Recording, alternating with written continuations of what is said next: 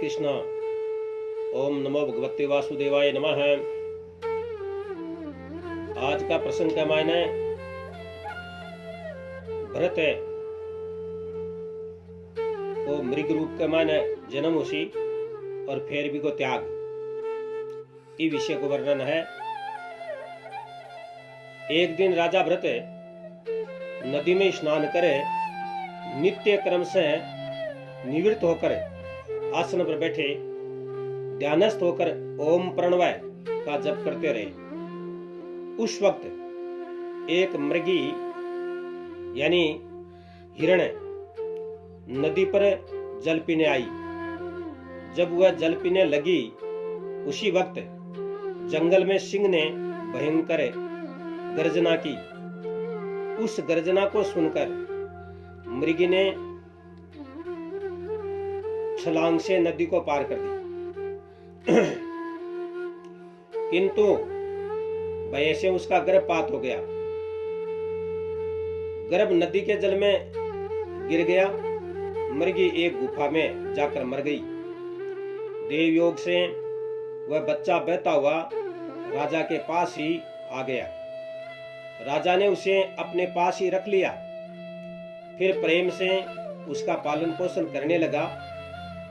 उस मृग शावक में राजा का इतना मोह हो गया कि राजा अपना पूजा पाठ भी भूल गया तथा उसकी देखभाल व सेवा करने में लग गया।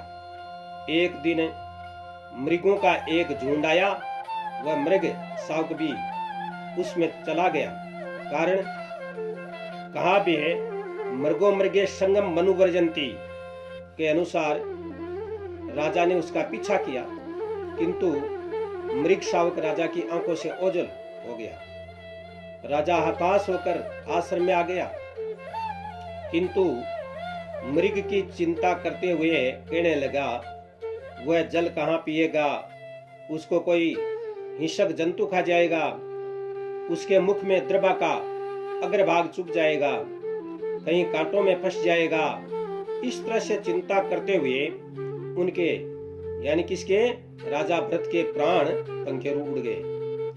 अंत मता सो मता यानी मृग के मायने मनरेगो प्राण जाते समय और राजा भरत ने मृग को रूप धारण करना पड़ी, किंतु पूर्व जन्म के ज्ञान से मृग शरीर शीघ्र ही छोड़ दिया।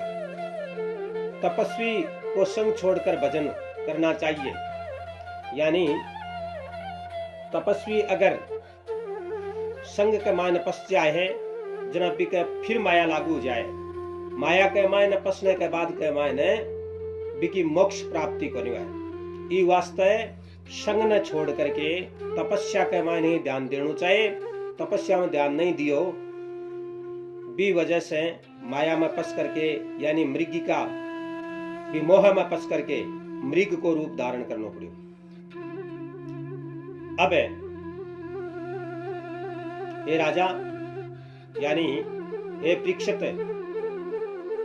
भरत ने मृग शावक का शरीर छोड़कर फिर सर्वगुण संपन्न अंगिरा गोत्र में एक वेदपाठी ब्राह्मण के घर जन्म लिया। वहां भरत जी के 9 बड़े भाई तथा एक मौसी थी। इनको पूर्व जन्म का पूर्ण ज्ञान था, इसलिए वे सब जानते हुए जड़भरत व्यवहार करने लगे। पिता ने इनका यज्ञोपवीत संस्कार करवाया, यम नियम आदि को भी शिक्षा दी, किंतु उसको यह कुछ भी अच्छे नहीं लगे। कारण पूर्व जन्म के ज्ञान से ही वे इनसे वंचित रहकर भजन करना चाहते थे। जड़वत रहने से लोग इनको जड़ भरत कहने लगे। इनके पिता ने इनको चैत्र से आषाढ़ तक 4 माह लगातार गायत्री मंत्र याद करवाया, किंतु इनको मंत्र याद नहीं हुआ। पिता ने इनको पढ़ाने के और भी उपाय किए, किंतु सब उपाय निष्फल हो गए। समय आने पर पिता का शरीर शांत हो गया। तब जड़ भरत को इसकी मौसी को सौंपकर पति के साथ सती हो गई। पिता के मरने के बाद भरत बधिर व जड़वत रहने लगे। गांव के लोग इनका अपमान करने लगे, मूर्ख समझकर इनसे बेगार लेने लगे, यानी हर कार्य करवा ले। यह देखकर बड़े भाइयों ने इनको खेत पर भेज दिया। वहां जाकर वे एक ही जगह पर बैठ गए। गायों ने खेत में नुकसान कर दिया, फसल नष्ट कर दी, किंतु ये तो बैठे ही रहे, क्योंकि वसुदेव कुटुंबकम के अनुसार, यानी सारो सिस्टम है जो को वासुदेव भगवान को है।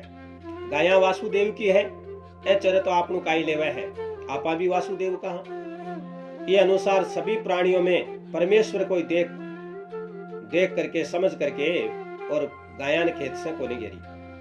बोजाया जब खेत पर आई, नुकसान न देखो तो आकर अपने स्वामी से कहबा लागी कि जड़ बढ़ते खेत को नुकसान करा दियो। भाई मन में विचार पैदा करियो, आखिरकार आपनो भाई है, तो बोले भरत है तू एक काम करे, आपने खेत के चारों तरफ हैच को खाई दे दे।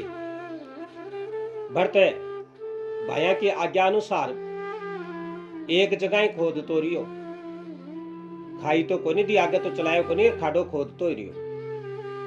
उनका ये व्यवहार भाइयों को अच्छा नहीं लगा, फिर उनको घर से निकाल दिया। घर से निकलकर जड़ भरते एक धान के खेत में जाकर के बैठ गए।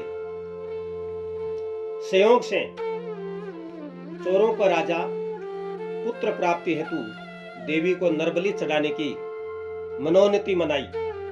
नरबलि के लिए जो व्यक्ति लाया गया था वह मौका देख करके भाग गया। समय पर वह नहीं मिला तो सेवकों ने उसकी खोज की, किंतु वो नहीं मिला। संयोग से जड़ भरत जी बैठे मिल गए। इनको लाकर स्नान करवाया, वस्त्र पहनाए, चंदन लगाया, भोजन कराया, लेकिन भोजन करते ही गए। आखिर इनको तैयार करके देवी के सामने बिठा दिया। राजा इन पर खड्ग चलाना ही चाहते थे कि देवी ने राजा का हाथ पकड़कर दुष्टों का संहार कर दिया तथा भरत से कहा वर मांग। भरत ने कहा मां, मृतकों को पुनः जीवित कर दो, मेरा यही वरदान है। वरदान के प्रभाव से सभी जीवित हो गए। चोरों के राजा ने भरत से क्षमा याचना की, फिर अपने स्थान को चले गए। जय श्री कृष्ण।